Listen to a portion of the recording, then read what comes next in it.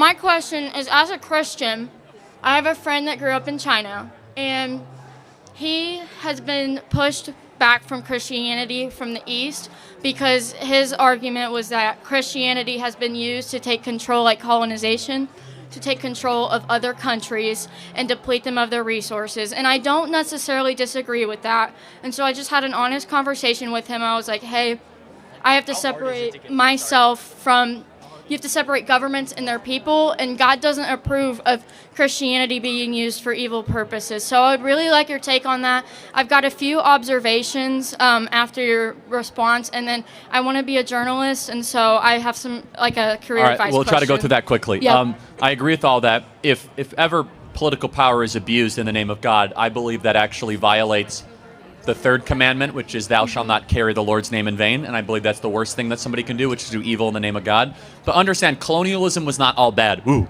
And you have to tell your friend that, which is that there was a lot of good that came out of colonialism. Common law, the idea of due process, the institution of courts, private property.